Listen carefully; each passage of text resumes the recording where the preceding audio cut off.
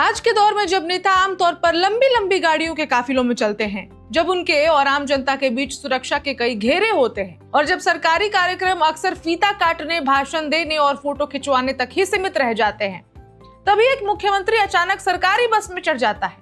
ना कोई VIP seat, ना कोई खास इंतजाम, ना कोई दिखावा।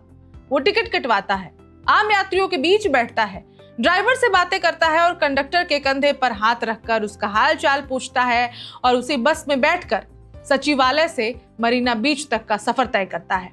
अब सवाल सिर्फ इतना नहीं है कि मुख्यमंत्री बस में बैठे, तो सवाल यह है कि क्या ये सिर्फ एक सियासी स्टंट था, कैमरों के लिए रचा गया एक दृश्य था, या फिर जनता से सीधे जुड़ने की एक नई राजनीतिक सोच। नमस्कार, मैं हूं ऋचा पराशर और आप देख रहे हैं वन इंडिया हिंदी। आज हम बात करेंगे तमिलनाडु के मुख्यमंत्री सी जोसेफ विजय की, जिनका एक वीडियो इस वक्त पूरे देश में चर्चा का विषय बना हुआ है। मौका था तमिलनाडु राज्य परिवहन निगम की 300 नई आधुनिक बसों को जनता को समर्पित करने का। ऐसे कार्यक्रम देश के हर राज्यों में होते हैं। मुख्यमंत्री आते हैं, हरी झंडी दिखाते हैं, भाषण देते हैं और कार्यक्रम समाप्त हो जाता है। लेकिन चेन्नई में इस बार कहानी अलग थी। विजय ने सिर्फ बसों को रवाना नहीं किया, बल्कि खुद एक बस में सवार हो गए। उन्होंने सबसे पहले ड्राइवर से मुलाकात की, उसके काम और नई बस के अनुभव के बारे में उससे बात की और पूछा। इसके बाद कंडक्टर के पास पहुंचे। टिकट लेने का समय आया तो मुख्यमंत्री ने बकायदा टिकट भी कटवाया। फिर कंडक्टर को अपने पास बैठने के लिए कहा, उसके कंधे पर हाथ रखा और पूरे सफर के दौरान उससे लगातार बातचीत करते दिखाई दिए। ये दृश्य इसलिए भी अलग था क्योंकि आमतौर पर किसी मुख्यमंत्री के आसपास मौजूदा एक सुरक्षा व्यवस्था कर्मचारियों तक सहज नहीं होने देती, लेकिन यहां तस्वीर बिल्कुल उलट थी। बस में मौजूद यात्रियों से भी विजय लगातार बातचीत करते रहे। किसी से पूछा कि बस सेवा कैसी है, किसी से किराए को लेकर राय ली, तो किसी से सार्वजनिक परिवहन की सबसे बड़ी समस्या जानने की कोशिश की।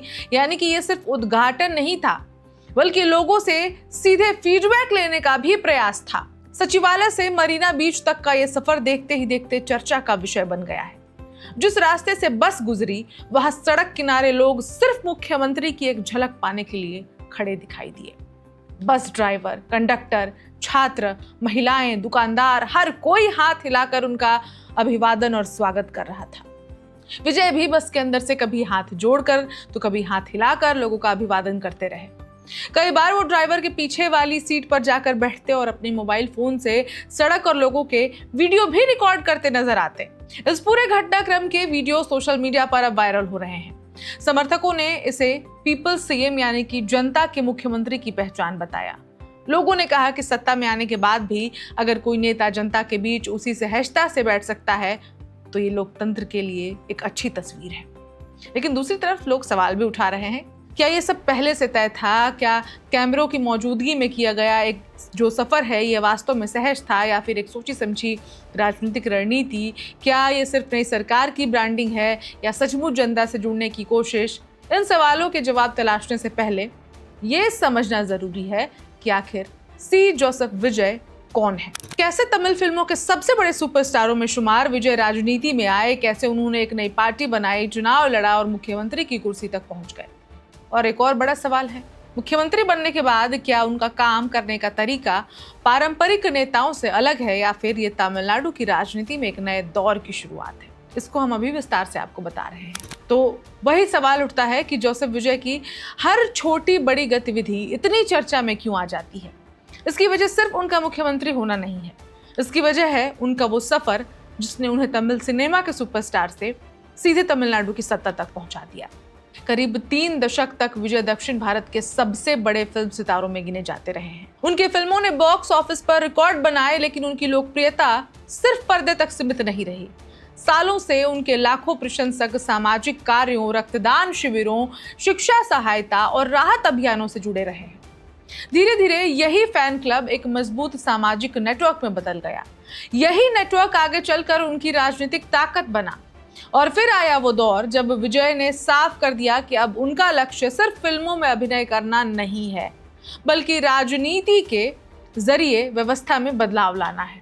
उन्होंने अपनी राजनीतिक पार्टी बनाई और खुद को तमिलनाडु की पारंपरिक राजनीति का एक विकल्प बताया। उनका दावा था कि राजनीति सिर्फ सत्ता हासिल करने का माध्यम नहीं होनी चाहिए, बल्कि जनता की रोजमर्रा की समस्याओं का समाधान करने का जरिया बनना चाहिए। चुनाव प्रचार के दौरान भी विजय ने अपनी पूरी रणनीति इसी सोच के इर्द गिर्द तैयार की। उन्होंने बड़े बड़े मंचों से भाषण देने के बजाय गांव, कस्बों और शहरों में सीधे लोगों के बीच जाकर संवाद किया। युवाओं, महिलाओं और मध्यम वर्ग को उन्होंने अपनी राजनीति का केंद्र बनाया और शायद यही वजह रही कि मुख्यमंत्री बनने के बाद भी वे लगातार ऐसी तस्वीरें और संदेश देने की कोशिश कर रहे हैं जिनसे जनता को लगे कि सत्ता उनसे दूर नहीं है बल्कि उनके बीच मौजूद है। जनता को अलग थलग फील ना कराया जाए। इसी सोच की एक झलक चेन्नई में देखने को मिली जब उन्होंने नई बसों के उद्घाटन को सिर्फ सरकारी कार्यक्रम बनाकर नहीं छोड़ा। दरअसल ये कार्यक्रम अपने आप में काफी बड़ा था। तमिलनाडु सरकार ने राज्य परिवहन व्यवस्था को आधुनिक बनाने के लिए करीब 127 करोड़ रुपए की लागत से 300 नई बसों को सड़कों पर उतारा है। इन बसों का संचालन तमिलनाडु स्टेट ट्रांसपोर्ट कॉरपोरेशन के अलग अलग डिवीजनों में किया जाएगा। इनमें विल्लुपुरम, कुंभकोणम, कोयम्बटूर, मदुरै, तिरुचिपल्ली, सलेम और अन्य प्रमुख क्षेत्र शामिल हैं ताकि ग्रामीण और शहरी दोनों ही इलाकों के यात्रियों को बेहतर सुविधा मिल सके। इन बसों में केवल पारंपरिक डीजल बसें ही नहीं है बल्कि पर्यावरण को ध्यान में रखते हुए सीएनजी आधारित बसें भी शामिल की गई हैं। सरकार का कहना है कि उनका उद्देश्य पुरानी और जर्जर बसों को चरणबद्ध तरीके से हटाना, यात्रियों को सुरक्षित और आरामदायक सफर देना और प्रदूषण कम करना है। इसके साथ ही भविष्य में राज्य के परिवहन बेड़े में अधिक से अधिक एसी और इलेक्ट्रिक बसें शामिल करने की दिशा में भी काम किया जाएगा। लेकिन इस पूरे कार्यक्रम में सबसे ज्यादा चर्चा बसों की तकनीक या लागत की नहीं हुई। चर्चा हुई उस तस्वीर की जिसमें मुख्यमंत्री खुद टिकट लेकर बस में बैठे नजर आए। उन्होंने केवल बस की सवारी नहीं की बल्कि पूरे रास्ते यात्रियों से बातचीत करके उनकी राय ली, उनको समझा, उनकी भावनाओं को समझा, उनकी तकलीफों को समझा। यानी कि नायक के तौर पर जो उनके सीएम की छवि है उन्होंने उसको बरकरार रखा है और हर रोज वो साबित कर रहे हैं कि तमिलनाडु को सिर्फ एक ट्रेडिशनल पुराना मुख्यमंत्री नहीं मिला है जैसे पहले से चलता आया है। लोग जैसा फिल्मों में विजय को देखते थे, बिल्कुल विजय उसी छवि के साथ अब जमीन पर रियल लाइफ में भी उतर चुके हैं। उन्होंने पूछा कि बस सेवा में सबसे बड़ी दिक्कत क्या है, किराया कैसा है, सफर आरामदायक है या नहीं, और सरकार से लोग क्या उम्मीद रखते हैं। यानी मुख्यमंत्री सीधे उन लोगों से फीडबैक ले रहे थे जिनके लिए ये पूरी योजना ही शुरू की गई थी। राजनीतिक विश्लेषकों का मानना है कि यही वजह है कि विजय की छवि धीरे धीरे पीपल सीएम यानी कि जनता के मुख्यमंत्री के रूप में बनाई जा रही है। वो बन भी चुकी है। उनकी टीम ये संदेश देने की कोशिश कर रही है कि मुख्यमंत्री सिर्फ सचिवालय में बैठकर फैसले लेने वाला व्यक्ति नहीं बल्कि वही इंसान है जो सड़क पर, बस में और आम लोगों के बीच जाकर उनकी समस्याएं सुनता है।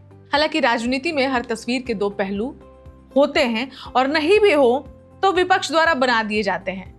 जहां समर्थक इसे जनता से जुड़ने का ईमानदार प्रयास बता रहे हैं, वहीं विरोधी दल इसे सुनियोजित इमेज बिल्डिंग करार दे रहे हैं। उनका कहना है कि कैमरे के सामने बस में बैठ जाना आसान है, लेकिन असली चुनौती पूरे राज्य की परिवहन व्यवस्था को बेहतर बनाना है। ऐसे में सवाल सिर्फ इस बस यात्रा का नहीं बल्कि उन वादों का भी है जो मुख्यमंत्री विजय ने तमिलनाडु की जनता से किए हैं, और यही हमें उनकी राजनीति के अगले अध्याय की ओर ले जाता है। तो अगर आपको लगता है कि बस में बैठकर टिकट कटाना मुख्यमंत्री विजय का पहला ऐसा कदम था, तो ऐसा बिल्कुल नहीं है। दरअसल मुख्यमंत्री बनने के बाद से ही वो लगातार ऐसे प्रतीकात्मक कदम उठाते रहे हैं जिनका मकसद खुद को आम जनता से जुड़ा हुआ नेता दिखाना है। यही वजह है कि उनके समर्थक उन्हें सिर्फ मुख्यमंत्री नहीं बल्कि पीपल सीएम कहकर प्रचारित कर रहे हैं। मुख्यमंत्री पद संभालने के कुछ ही समय बाद विजय ने स्वास्थ्य विभाग की 40 नई मेडिकल और ग्रामीण स्वास्थ्य सेवा वाहनों को हरी झंडी दिखाई थी। आमतौर पर ऐसे कार्यक्रमों में नेता फीता काटने पहुंचते हैं और वाहन रवाना हो जाते हैं, लेकिन विजय ने उस दिन भी अलग रास्ता चुना। उद्घाटन के बाद उन्होंने किसी ड्राइवर का इंतजार नहीं किया बल्कि खुद ड्राइवर की सीट पर बैठ गए और सचिवालय परिसर में नई सरकारी जीप चलाकर उसकी टेस्ट ड्राइव की। उस समय भी जो वीडियो था वो सोशल मीडिया पर तेजी से वायरल हुआ था। इसके कुछ समय बाद महिलाओं की सुरक्षा के लिए शुरू किए गए विशेष पुलिस विंग के नए पेट्रोलिंग वाहनों का उद्घाटन हुआ। वहां भी तस्वीर ऐसी ही देखने को मिली। विजय ने पुलिस अधिकारियों से बातचीत की, वाहन की सुविधाएं देखी, फिर खुद पेट्रोलिंग व्हीकल चलाकर उसकी टेस्टिंग की। समर्थकों ने इसे ये संदेश बताया कि मुख्यमंत्री सिर्फ फाइलों पर हस्ताक्षर करने वाले नेता नहीं है बल्कि हर योजना को जमीन पर जाकर समझना चाहते हैं। अब नई बस यात्रा ने उस पूरी श्रृंखला में एक और तस्वीर जोड़ दी है, यानी स्वास्थ्य विभाग की गाड़ी, पुलिस का वाहन और अब सरकारी बस। राजनीतिक विश्लेषकों का कहना है कि ये सब अलग अलग घटनाएं नहीं हैं, बल्कि एक सुनियोजित राजनीतिक नैरेटिव का हिस्सा है। ऐसा नैरेटिव जिसमें मुख्यमंत्री खुद को जनता के बीच मौजूद, सहज और सुलभ नेता के रूप में स्थापित करना चाहते हैं। और अगर कोई मुख्यमंत्री ऐसा कर रहा है तो ये अपने आप में वो एक नया चैप्टर बना रहा है, राजनीति का एक नया इतिहास लिखा जा रहा है। लेकिन राजनीति में वही बात है फिर से कि हर तस्वीर के साथ सवाल पैदा होते हैं, और नहीं भी हो तो क्रिएट भी कर दिए जाते हैं, क्योंकि एक सत्ता पक्ष है, एक विपक्ष है, और दोनों का काम एक दूसरे को अलग थलग दिखाना ही होता है। विपक्ष का कहना है कि कैमरे के सामने बैठ जा रहे हैं, टिकट खरीद ले रहे हैं, बार बार वही काम कर रहे हैं, गाड़ी चला रहे हैं। असली सवाल ये है कि क्या राज्य की व्यवस्था जो है वो बदल पाएगी, चाहे वो बस हो, चाहे वो पुलिस हो, चाहे वो महिला सेफ्टी हो, चाहे वो कुछ और हो। और विपक्ष ये भी सवाल उठा रहे हैं कि गांवों के बीच में घूमते रहते हैं, क्या गांवों तक पर्याप्त बसें पहुंच रही हैं, क्या यात्रियों की शिकायतें कम हुई हैं। विपक्ष तो बहुत सारे आरोप लगा रहा है। वो कह रहा है कि सरकार प्रतीकों पर ज्यादा और व्यवस्थागत सुधारों पर कम ध्यान दे रही है। हालांकि सरकार और विजय समर्थकों का जवाब तो तैयार है। उनका कहना है कि नेतृत्व का मतलब सिर्फ आदेश देना नहीं होता, बल्कि खुद मैदान में उतरकर सिस्टम को समझना होता है।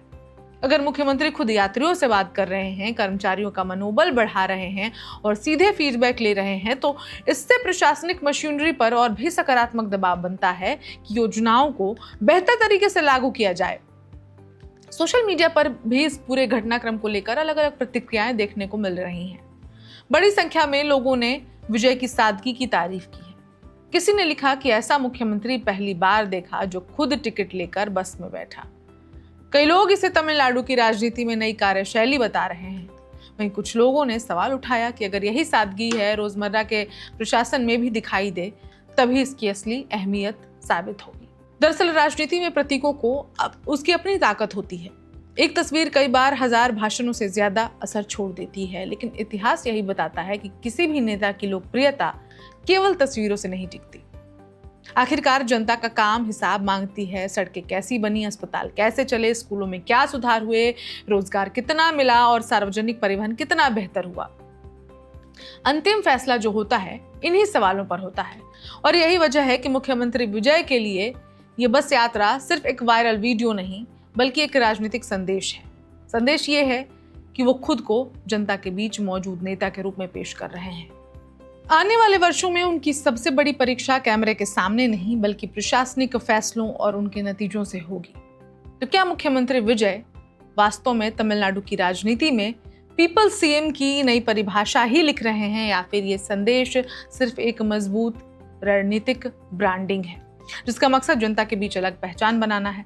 इसका जवाब तो समय देगा, लेकिन इतना तय है कि एक बस का टिकट, कुछ मिनटों का सफर और आम यात्रियों के बीच बैठा एक मुख्यमंत्री तमिलनाडु की राजनीति में एक नई बहस जरूर छोड़ गया है।